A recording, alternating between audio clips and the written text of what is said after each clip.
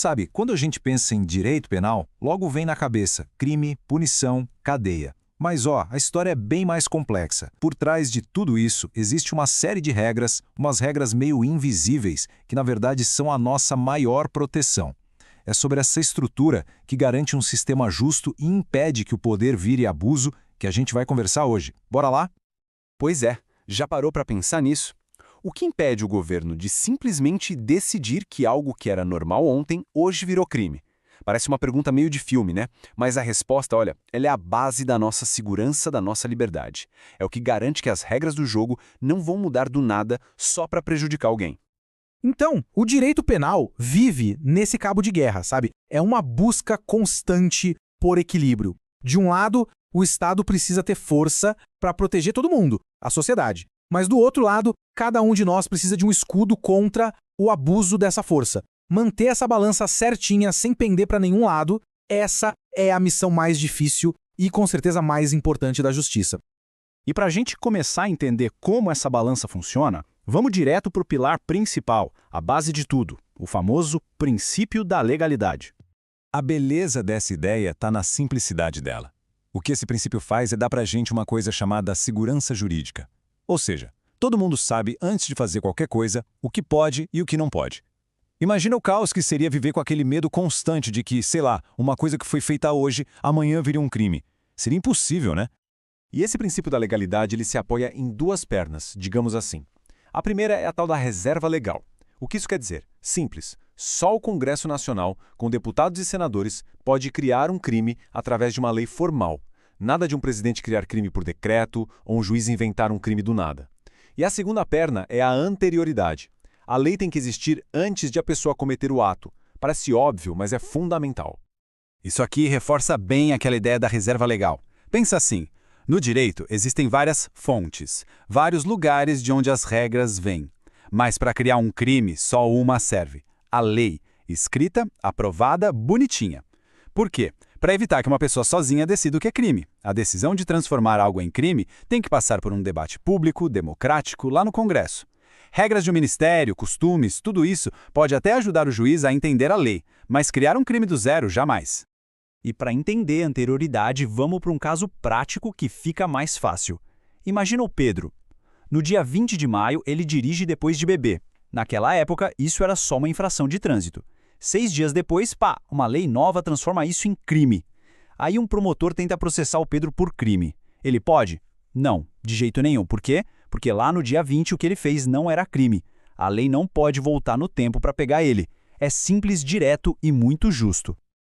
Ok, entendemos a regra número 1, a mais básica de todas. Agora a coisa fica um pouco mais sutil.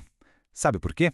Porque nem tudo que parece crime na prática vai ser tratado como um. É aí que o direito mostra que não é só preto no branco. Pensa no direito penal como a ferramenta mais pesada na caixa de ferramentas do Estado. É tipo uma marreta.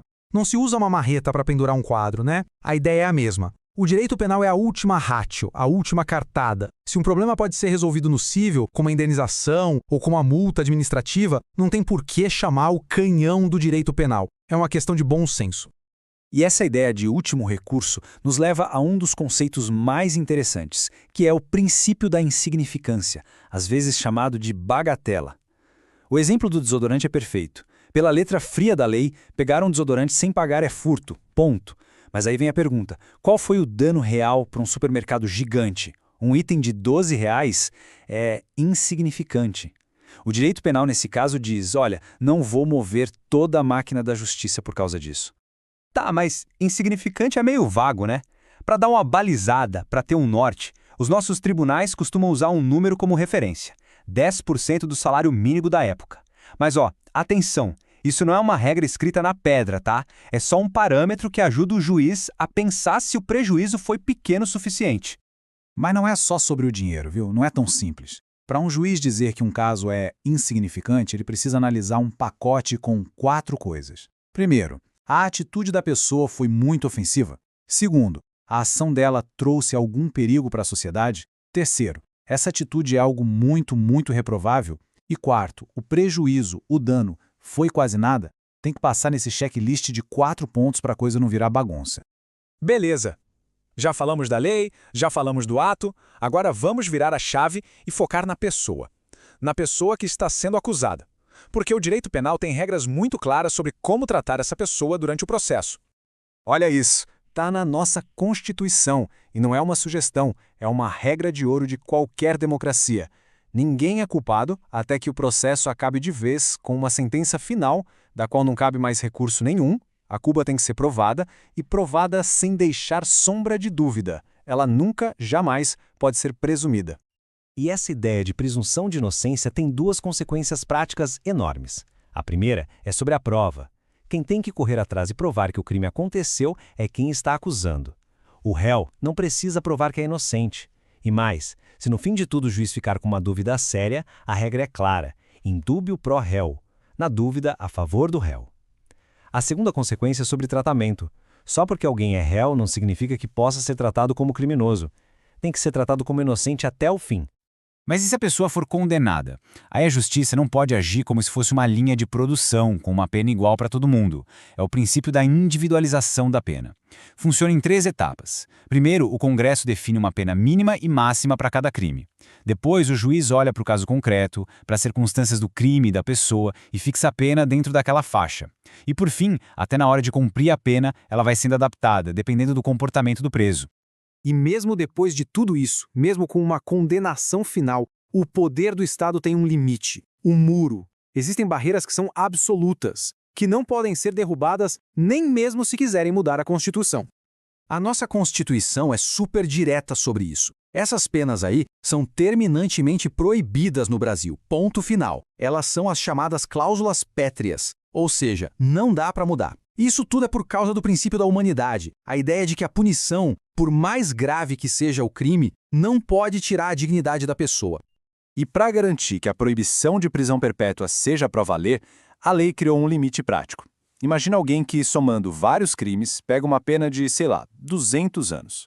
Na prática, o tempo máximo que essa pessoa vai ficar presa sem interrupção é de 40 anos. É um jeito de fazer com que a pena, na vida real, não vire uma prisão perpétua disfarçada. Aqui temos outra proteção fundamental. A culpa no crime é pessoal, intransferível. Se a pessoa que foi condenada morre, a pena morre junto. Fim de papo. A família não tem que cumprir o resto da pena, não herdam a multa criminal, nada. Agora, um detalhe importante. A obrigação de reparar o dano financeiro, de indenizar a vítima, isso sim pode ser cobrado dos bens que a pessoa deixou. Mas a pena criminal, nunca.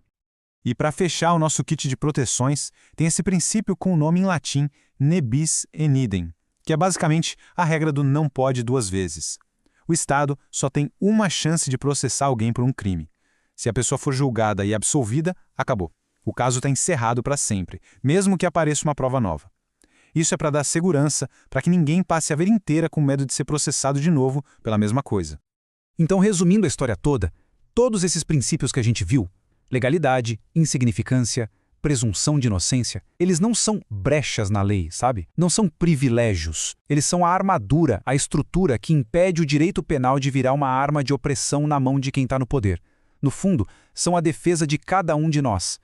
E para fechar, fica aqui uma provocação. A gente vive numa tensão constante, né? De um lado, a necessidade de garantir todos esses direitos.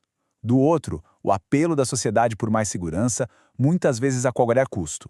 Entender esses princípios que a gente conversou hoje é o que nos dá ferramenta para participar desse debate tão importante de forma mais qualificada. A pergunta que fica no ar é: até onde nós, como sociedade, estamos dispostos a flexibilizar essas garantias em troca de uma sensação de segurança? É algo para a gente pensar.